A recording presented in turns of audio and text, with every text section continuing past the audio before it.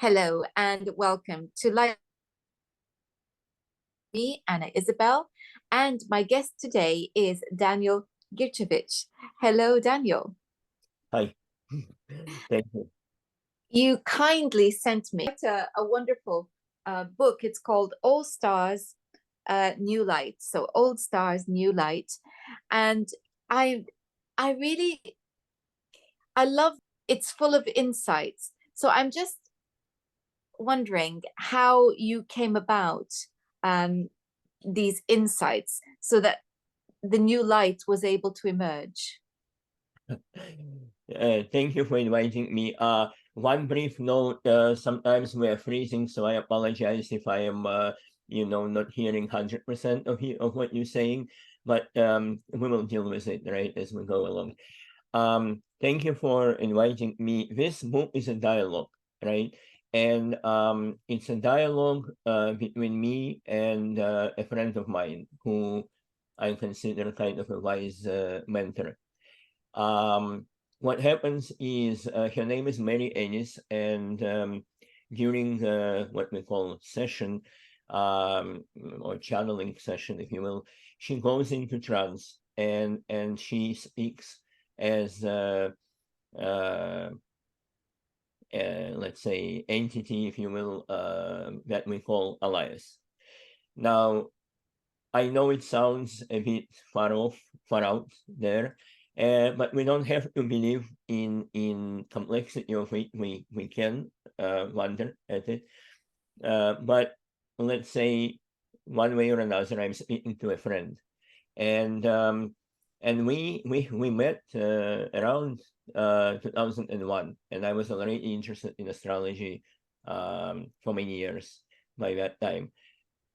So between my interest in astrology and this idea that someone has somewhat otherworldly perspective, if you will, fresh, unusual at any subject, including astrology, gave me an idea that I might as well start asking about fundamentals or about some advanced topics and get his or her perspective.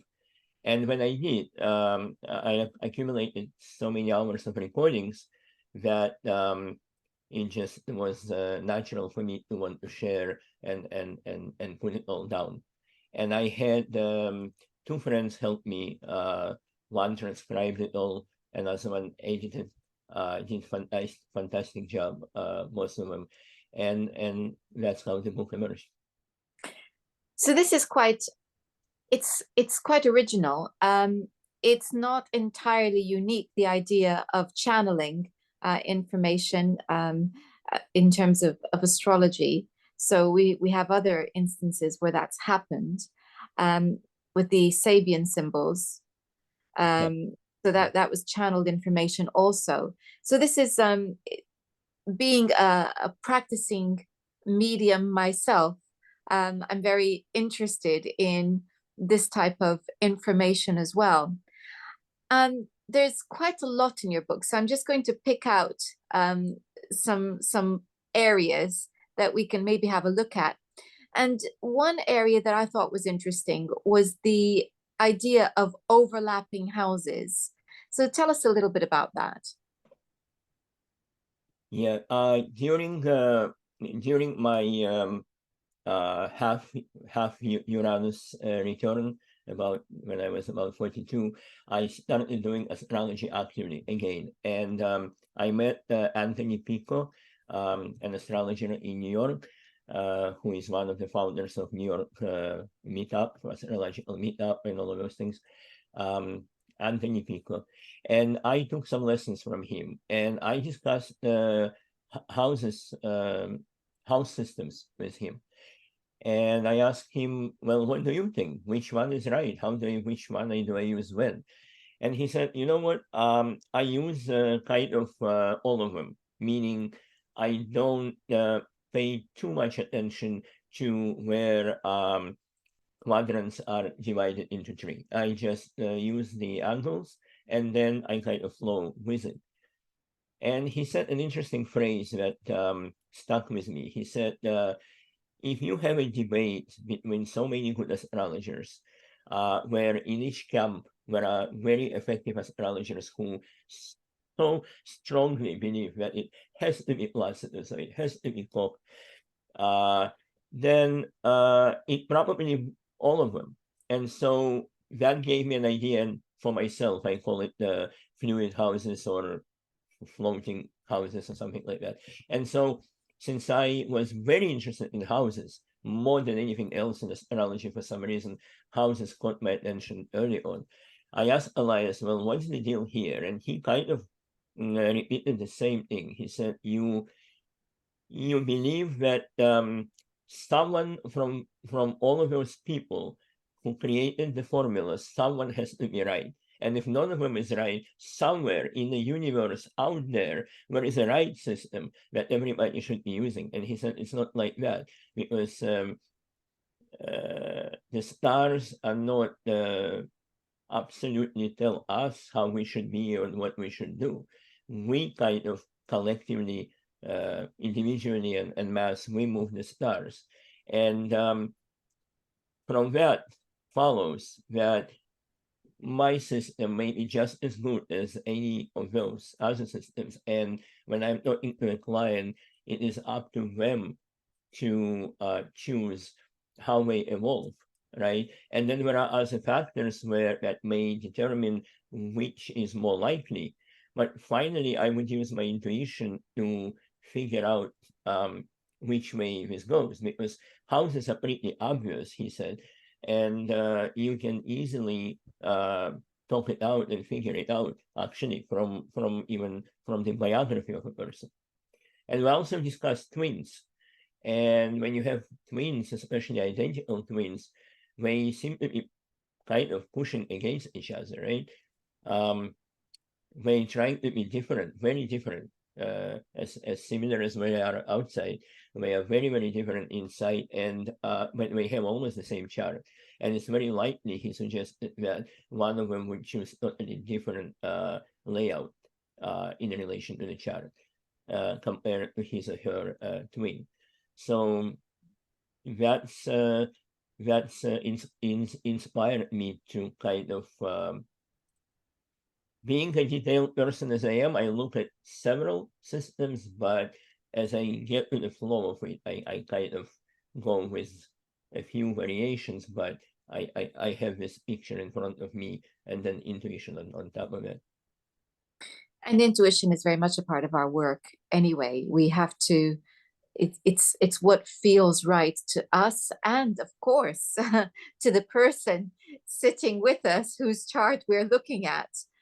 Or if we're doing an horary chart, it's the context that we're working with, along with the intuition, is always of vital importance. So it stands to reason that different systems are going to appeal to different people, because this is a subjective art in many respects. And speaking of subjective, it did make me smile, the unusual way in which you attributed countries to certain signs by not using a mundane chart. Yes.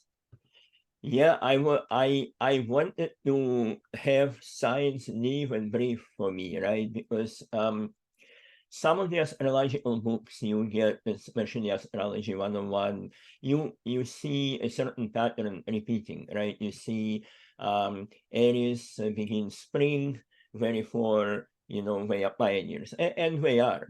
And then immediately another may jump into, it's a fiery sign, therefore very enthusiastic, it's a cardinal, therefore they begin a season, they like to begin, they like to be first.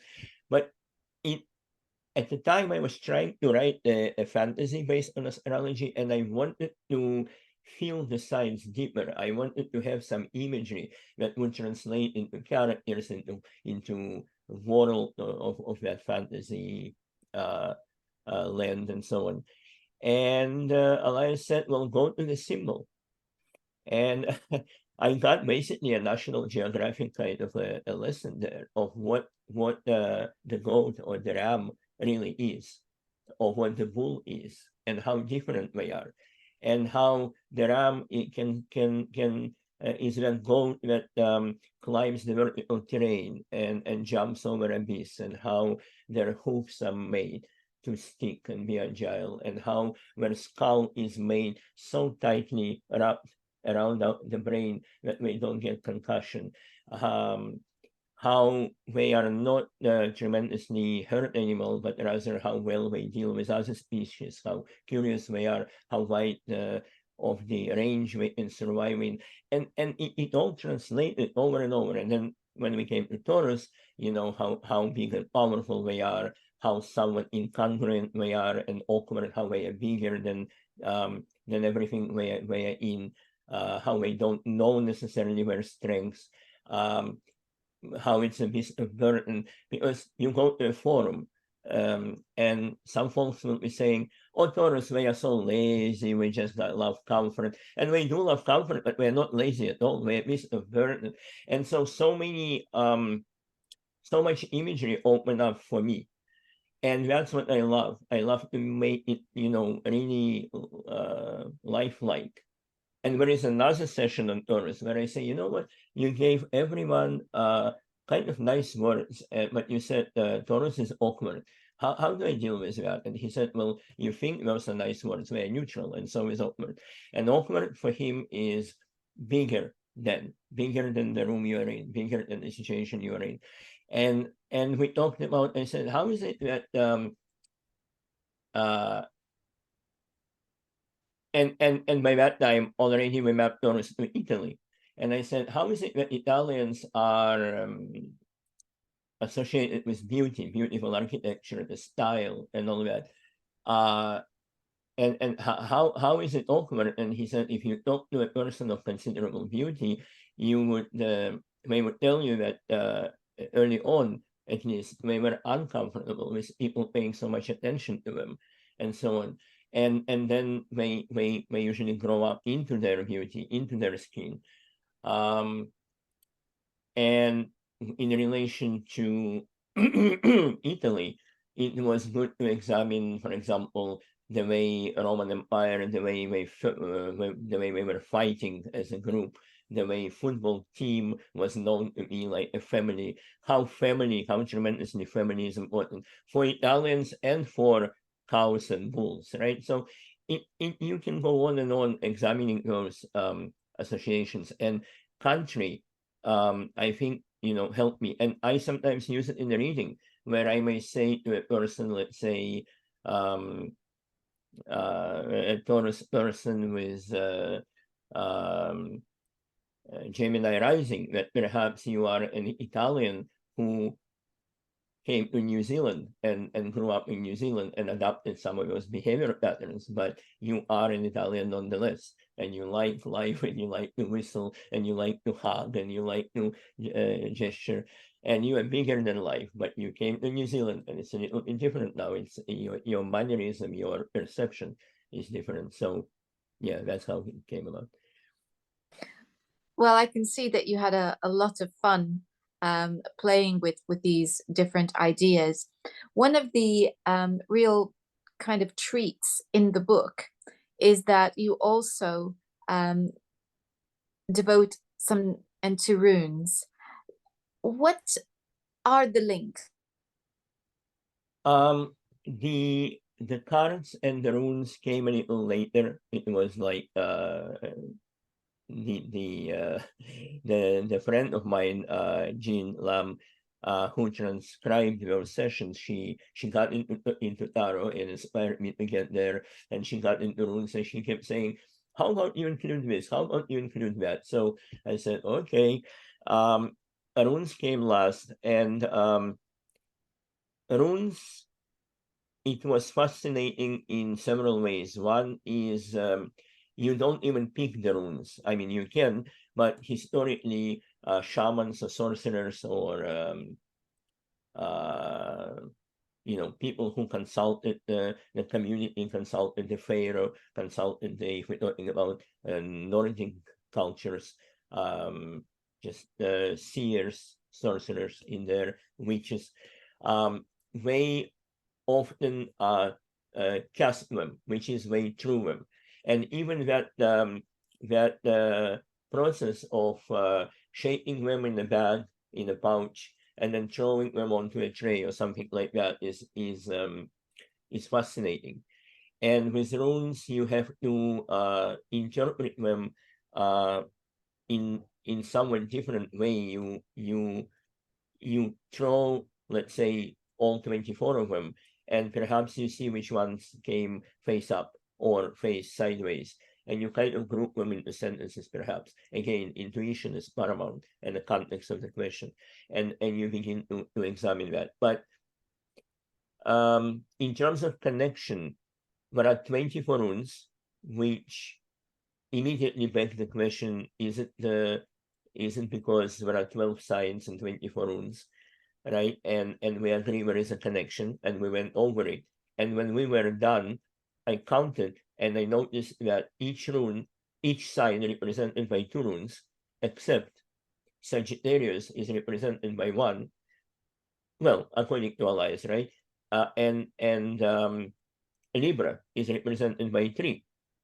And I asked him, what happened there? Did I make a mistake, or is it some random element in the system? He said, no, there is nothing random in here. He said the Sagittarius has such a powerful thrust of exploration and destabilization of the system that you need apparently 3 Libras to balance it out.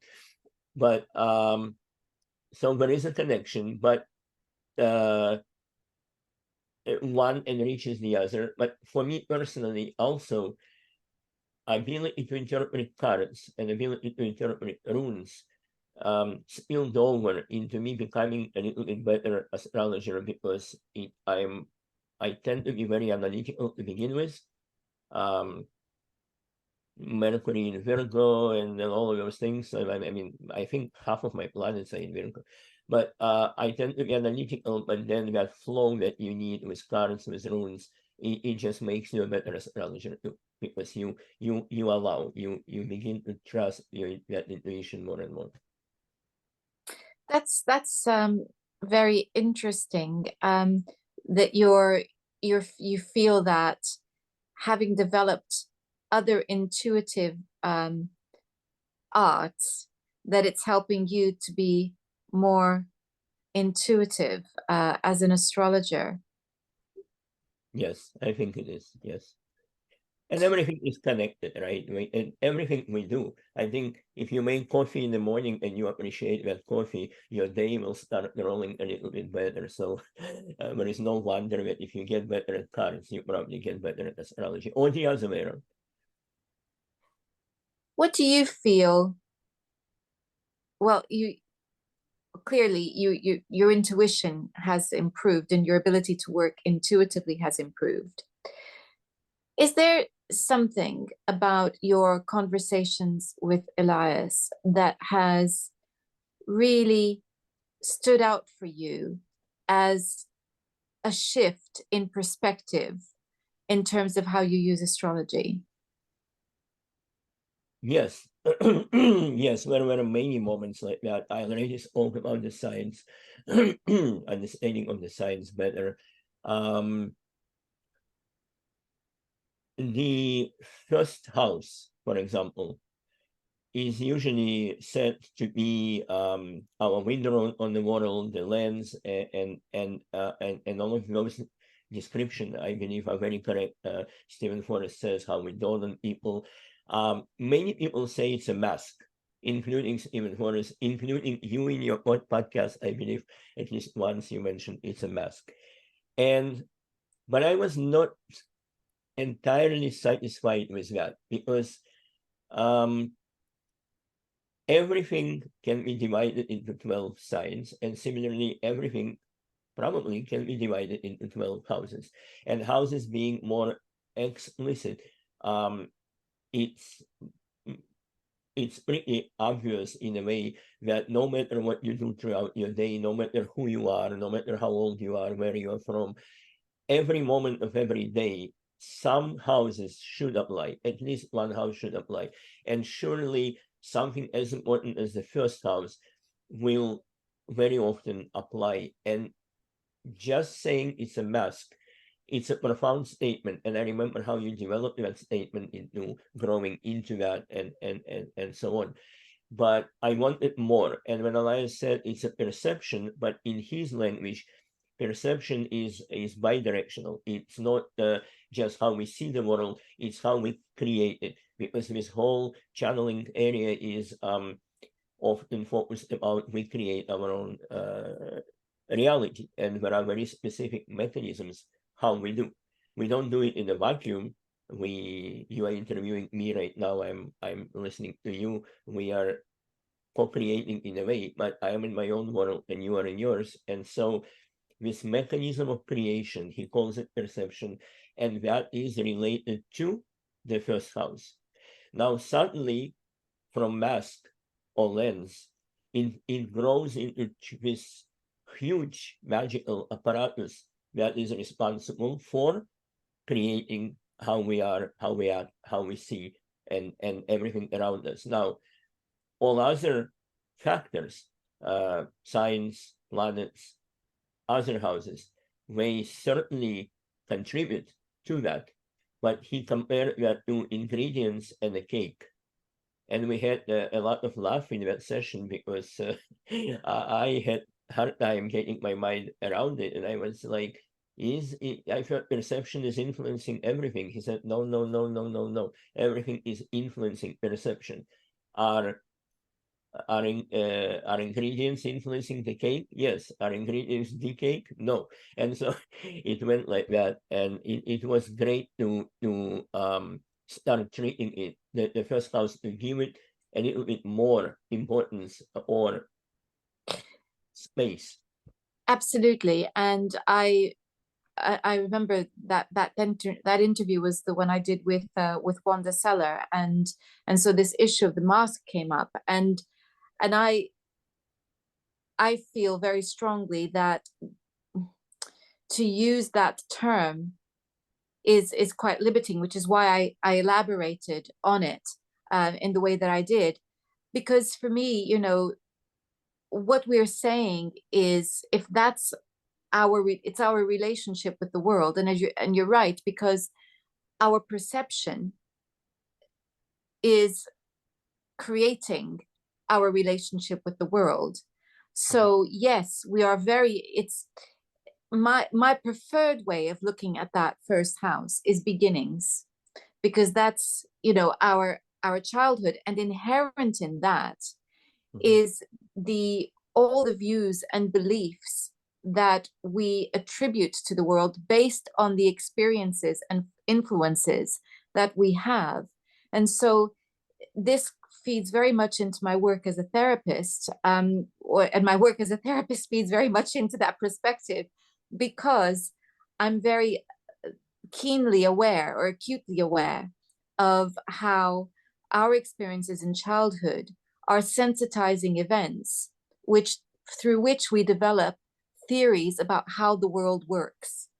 And then after those sensitizing events come the reinforcements, which may be reinforcing it because it is a repetition of the initial pattern, or it's now a reinforcer because we interpret it as a reinforcer.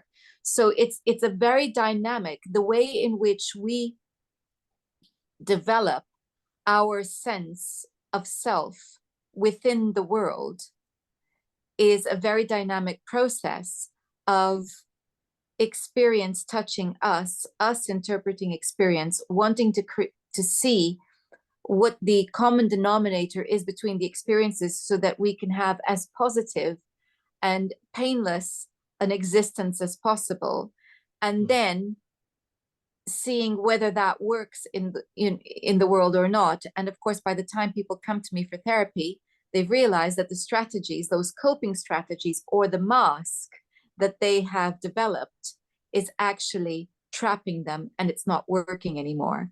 And so I think to hear you talk about the first house in that way makes complete sense to me, because that's exactly how we develop. And for me, that first house, as an astrologer plus as a therapist, you can give people those key words, but behind them is a depth of how we develop as human beings, which needs a good deal more explanation. Yes, yes.